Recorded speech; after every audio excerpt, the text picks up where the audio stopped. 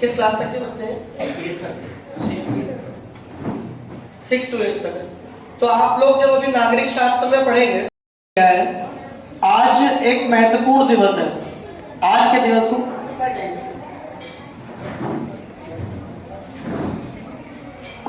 आज 9 नवंबर को legal aid day होता है, यानी विधिक सेवा दिवस होता है। विधिक सेवा दिवस क्या होता है, मैं उम्मीद करता हूं आप बच्चों को नहीं पता होगा, इसीलिए किसी बच्चे को पता है क्या? आपको जो चैप्टर आएगा, आपको पूरा संविधान नहीं पढ़ाया जाएगा, लेकिन जो आपके फंडामेंटल राइट्स है, यानी आपके मौलिक अधिकार है और मौलिक कर्तव्य, यदि आपके सिलेबस में डाली जाती है तो वो यूं ही नहीं डाली जाती है। उसके पीछे एक रिसर्च होती है कि ये चीजें बच्चों को पता होनी चाहिए, ताकि जब बच्चे बड़े हो तो उनको जो बेसिक चीजें हैं वो मालूम हो। तो इसीलिए जब आपके सिलेक्स में वो सारी चीजें आए कॉन्स्टिट्यूशन से रिलेटेड, तो जरूर पढ़िए उसको। आप जब जागरूक होंगे अपने अधिकारों के बारे में, तभी आप एक बेहतर नागरिक बनेंगे। आपको चीजें पता होंगी।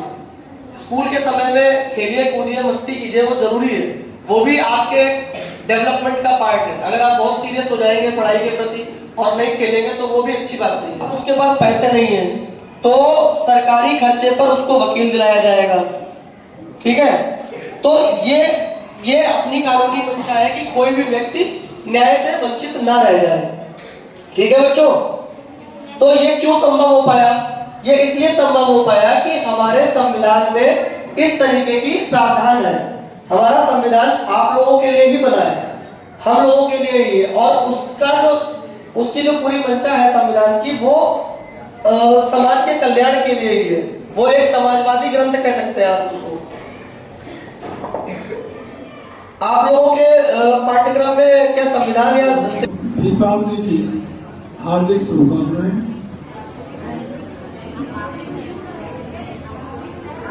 आज विधिक सहायता दिवस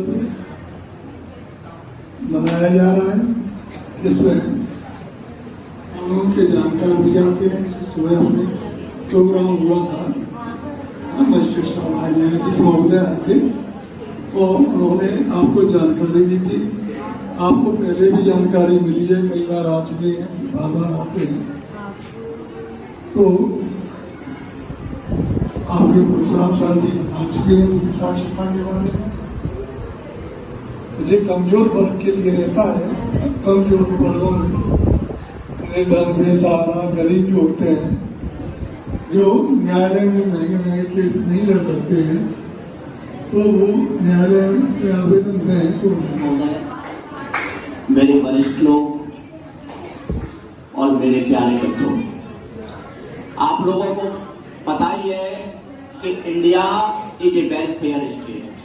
हमारे संविधान में, जब हमारे संविधान के निर्माताओं ने संविधान की रचना की, उस समय भारत को एक कल्याण स्टेट के रूप में जाना गया था। हमारे संविधान में इसकी व्यवस्था की गई कि इंडिया एक वेलफेयर स्टेट रहेगा।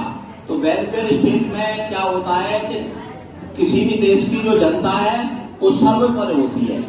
तो उसी जनता में से क्या है, जो I am coming to the point, कि जहां तक ये न्यायालय का सवाल है, तो हमारे संविधान में इसकी व्यवस्था नहीं थी पहले कि गरीब लोगों को न्याय के लिए हमें गवर्नमेंट एड मिलनी चाहिए।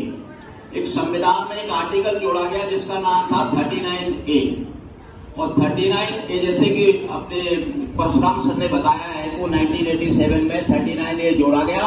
उसमें ये व्यवस्था की गई कि यदि कोई भी परिवार, गरीब परिवार में कैंप भी हुआ था और समय समय पर होते रहते हैं, जिसमें न्यायालय वहां से न्यायाधीश महोदय आते रहते हैं और स्पीच देते हैं कि किस तरह हमें विधिक सेवा प्राप्त होती है बिना पैसे के। हम ऐसी कौन कौन सी सेवाएं हैं जो विधिक सेवा के द्वारा लेते हैं।